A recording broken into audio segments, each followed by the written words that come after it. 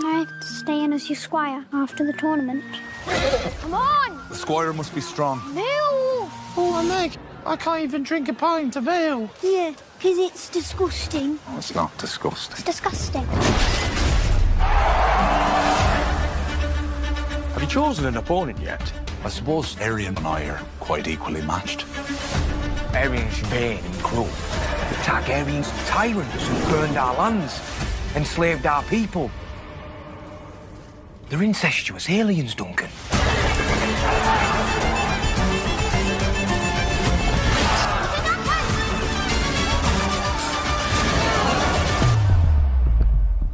The dragon don't never lose. Fetch my armor. Now? Aye, now. Welcome back to the channel. The trailer for episode 3 is here to review, and it looks like this episode will be a major turning point for a Knight of the Seven Kingdoms. We get quiet character moments, intense tourney action, and the first real signs that Dunk's life is about to change forever. Let's break it down. The trailer opens with Dunk and Egg having breakfast together. Omelette, bacon, and bread. This small moment actually says a lot. Dunk usually eats simple food, like salt beef, but since Egg joined him, his habits have started to change. Egg brings a little comfort and refinement into Dunk's rough hedge knight life. They sit near the campsite, talking about what happens after the tourney ends. Dunk seems unsure. He doesn't know what the future holds, or whether Egg can truly remain his squire. He is not sure about his whining either. He has discussed this with Lynel Baratheon earlier. Then Dunk asks Egg to bring his gear, so he can begin training him properly. Egg is shown sitting in a tree, exactly as described in the book. A clear nod to readers and proof that the show respects the source material. Next, we see Dunk training Egg on what it really means to be a squire. Egg struggles, especially while trying to tame Thunder. Dunk may be underestimating him. He believes Egg is clever and capable, but he has no idea who Egg truly is. We've seen many times that Egg already knows a great deal about knighthood.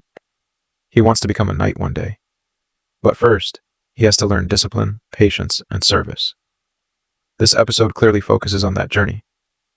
The second day of the tourney begins, and the small folk gathers once again. The atmosphere is lively and exciting. Dunk and Egg share some light banter, joking about not having ale. These moments help balance what's about to come next. Then we see the joust between the two Humphreys, Sir Humphrey Harding and Sir Humphrey Beesbury. From their sigils, which are not clear, these two knights are related by marriage. Sir Humphrey Harding, of the Vale, is married into House Beesbury, of the Reach. Their joust is intense. Both knights are unhorsed, which strongly suggests that we'll see them continue the fight on foot, with swords in the next episode. The crowd loves it. The small folk look thrilled, and Dunk and Egg are enjoying it too. In the next scene, Dunk sits inside a tent with Raymond Fossaway. They share wine and talk about who Dunk might face next. Then a name is spoken that changes everything. Aerion Targaryen. We also see Aerion in full armor, fighting someone else, but not Dunk. That tells us his own joust is coming before his confrontation with Dunk. This episode feels like a turning point.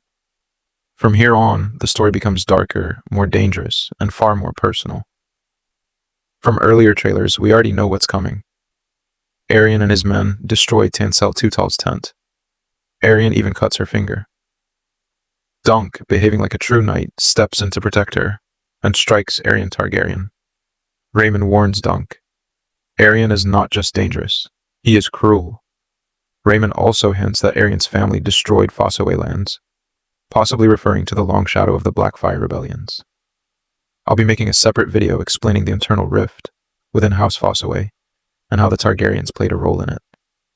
Next, we see members of the Kingsguard arrive.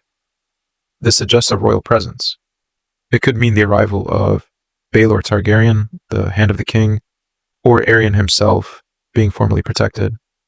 We see the small folk jumping the fences and entering the arena. This is unusual.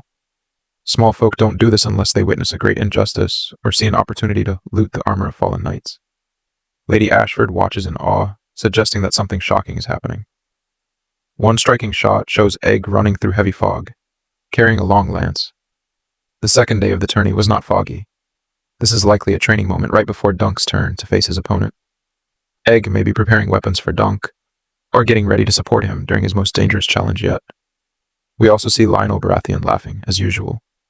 He'll be fighting in the tourney as well, and his presence always brings chaos. Egg calls out to Dunk while he sits with Raymond Fossaway. Then we see Aerion Targaryen inside a puppeteer's tent. His lip is damaged. Blood is flew. His expression is furious. He hasn't forgotten Tansel, and he hasn't forgotten Dunk. This moment sets everything in motion. Dunk is about to learn what it truly means to be a knight, and how difficult it is for the small folk to find justice when they stand against royalty. There is still so much left to unpack, and we'll be diving deep into all of it once episode 3 airs. If you enjoyed this breakdown, make sure to like, subscribe, and stay tuned. Thanks for watching.